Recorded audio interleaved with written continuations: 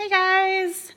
As promised, today was meal prep day, so I have a bunch of finished meals to show you guys, and I'm going to tell you how I did that. First off, let's take a look at my kitchen.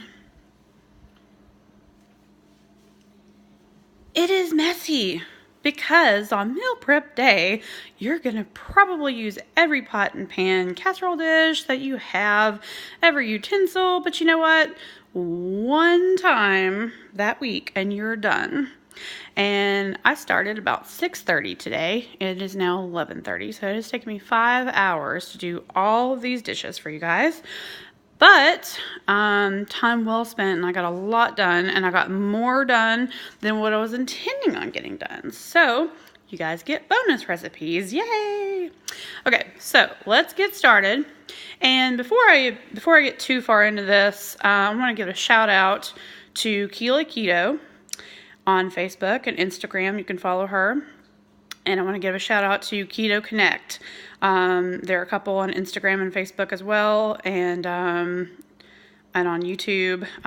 All these people are on YouTube, Instagram, Facebook. They're awesome. I've learned a lot from all of them, and I just want to say thanks. So if you ever watch this video, which is doubtful, but if you ever do, I just want to say thanks because I've learned a lot from you guys, and I hope that I can inspire someone else like you have inspired me. So thank you. So let's get to it. The first dish that I made is chili, so I'm going to let you guys take a look at that.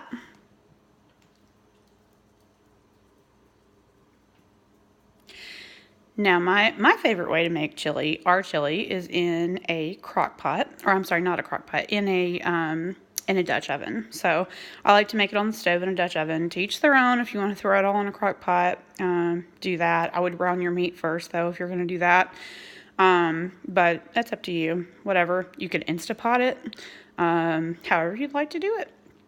So in the chili, I like to use canola oil. Not canola oil. It's really late. I like to use avocado oil or olive oil or butter for most of my keto cooking. So I chose to use avocado oil in my chili, and that's with most everything else I made tonight as well. So I like to, and I do a little bit of a cheat. I can do fresh peppers and onions. Onions make me cry. I have learned a secret on that, though. If you put them in the fridge before you start cutting them, it's much less intense. Something about the chemical compounds in there are not as intense if you put them in the fridge first. But, and I can do fresh, that's fine. But this time I chose to use frozen peppers and onions that you can get at Walmart in the frozen section. It's crazy that they would be there, right? Anyway, that's where I got them, and I used about probably half of a bag, and that went for 3 recipes tonight. So one bag, it's like $2, and it'll get you a long way, and you don't have to do that extra step. So, and it doesn't smell as much either, because when you cut onions, you know. So I like to saute my peppers and onions first in avocado oil. You can season as you like. I usually use garlic powder, onion powder, salt and pepper, but you can do it like you like. I also threw in some garlic while I was doing that, and I went ahead and made all of that bag, so enough for 3 recipes. So I used probably about 3 big heaping teaspoons of garlic as well. And I like the minced garlic that's already done for you. You can get it at Walmart or whatever store you go to. And I just really like that. It's already minced. You don't have to smell up the kitchen or your hands. It's already done for you. Why not, guys? Save yourself a step. So I like to do the peppers and onions with the garlic with your seasoning of choice until those are soft and kind of some of the water is cooked out, because with the frozen veggies, you're going to have more water, of course. So I like to have that cooked out a little bit, let those get soft. Then I just went ahead and took all that out, and I put 2 pounds of hamburger in my Dutch oven, and I went ahead and broke all that up, got it nice and browned, and I used, when it was done, I took all of it out, or I'm sorry, I took half of it out. I was saving that for something else. I went ahead and left the other half in the pot in the Dutch oven. I added about a third of my pepper, onion, garlic mixture back in. And I proceeded to make the chili. So in the chili, I used Hatch green chilies. I used about 4 ounces. Let me show you the one that I used. I used this one here. It's Ortega mild fire roasted diced green chilies, 4 ounces. That's the one that I used. You could use any mild fire roasted diced green chilies. If you prefer it hotter, feel free to, use the hot or use more. Our daughter loves chili, but if it's too hot, so with a kid eating it as well, we can stand it hotter, but with a kid eating it as well, I chose to go with a mild. So also with the green chilies, I added in a can of fire roasted diced tomatoes. And by the way, the Ortega peppers I found at Walmart, but you can use any brand, once again. For the tomatoes, I used a 14.5 ounce can, it doesn't have to be exact, guys, of Happy Harvest fire roasted diced tomatoes with seasonings. I got these at Aldi, which is great. You can get these at Walmart as well. I know Hunt's makes a brand of it, so you can get these anywhere. And it doesn't have to be fire roasted. Sometimes they're hard to find. If you just have to get regular diced, you can do that. Absolutely fine. Those are the ones that I used.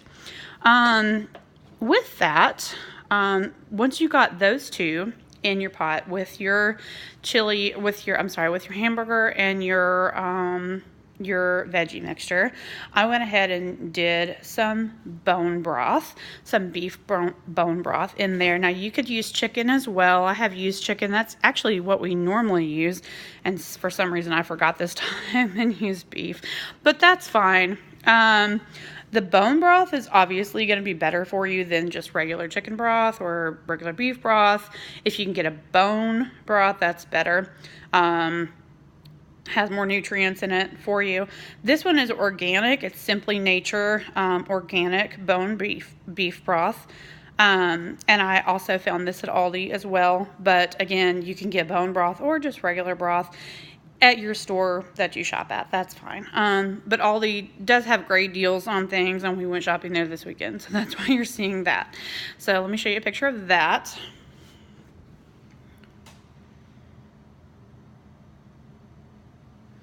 Okay, so once you have added your broth, I add my seasonings. And my seasonings are, I'm going to show you what I use. And I'm sorry that the phone is moving around. I'm doing this on my phone. I don't have the fancy equipment yet. I will get there. But for now, this works. So, sorry it's moving around. It's not a great picture. So, this is the kind of chili seasoning that I use. Let me show you. And I actually cut off the label, but it's Williams Foods brand, and it's their Tex-Mex chili seasoning. Don't get the other ones, you want the Tex-Mex. This actually seasons 2 pounds of meat, but I only use about a third of the package because, again, our daughter, I don't make it as hot, and there's no salt added to this mixture. It's just chili peppers and other spices, dehydrated garlic, and natural flavors. So I do also, in addition to this, add salt, pepper. Also, I ended up adding some extra garlic powder and some extra onion powder. And I also, it's a little trick, I add 3, I used to use Splenda, but now I'm using this. It's called Better Stevia. And that we found at Cook's Natural Market. But you could get it at anywhere that you shop, or you could get any sort of sugar substitute that works for you that's low carb, of course. So this particular one, for one packet has 1 carb, and I use 3 packets in the pot of chili. So essentially we're each going to be getting, because this will go 3 ways, so essentially we're each going to be getting 1 carb. That's not bad. So let me show you a picture of that seasoning chili, or I'm sorry, seasoning packet.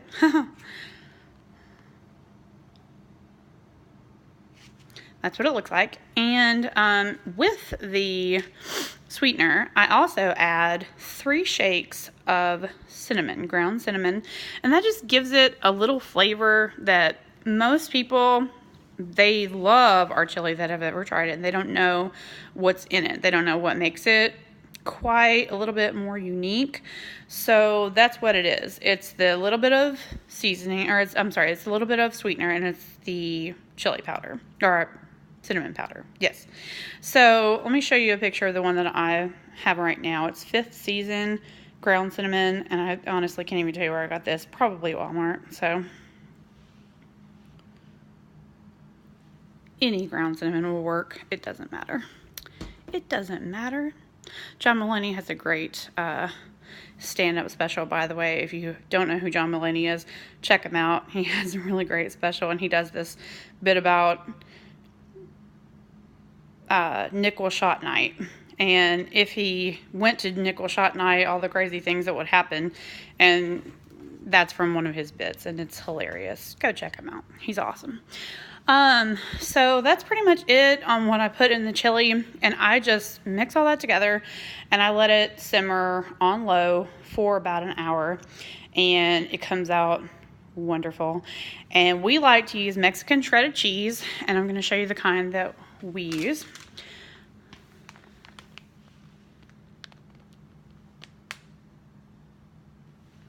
This is Happy Farms finely shredded Mexican style cheese. This has cheddar, Monterey Jack, Asadero, and Queso Blanco cheeses. Excuse me, guys. It is really good. I just prefer that. I think it has a really nice flavor, and it's not like super sharp or anything like that. I like to top mine with some sour cream. Any sour cream will work. And something that we also found at Aldi's, let me show you, it's pretty cool. We love we love French fried onion rings on soups and on chilies, and we were kind of bummed because the other ones are kind of high in carbs. So this one that we found, it's called Live G Free, and it's gluten-free original French fried onions, and these have, for 2 tablespoons, only 3 carbs, and that's 2 tablespoons actually quite a bit. So I mean, this is not going to add that many carbs to your chili, and the rest of the chili is pretty low carb, so this is a good option if you like French fried onions. Let me show you what it looks like. And we got those at Aldi's as well.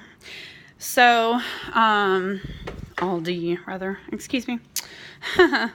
Okay, so that's pretty much it on the chili. Let me show you what else I made here. I made, in addition, a pizza casserole. Let me show you that.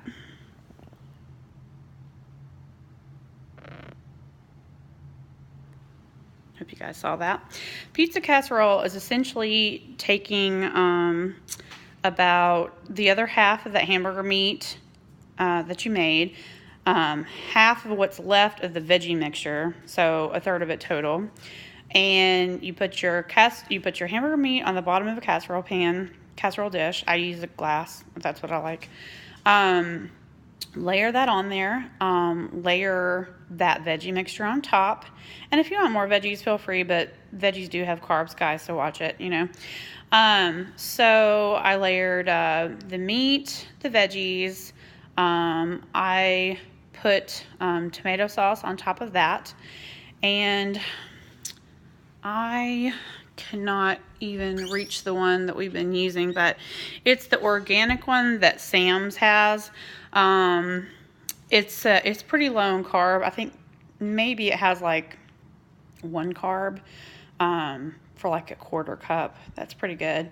I've heard a lot of people talk about Rao's as well. RAO apostrophe S, Rao.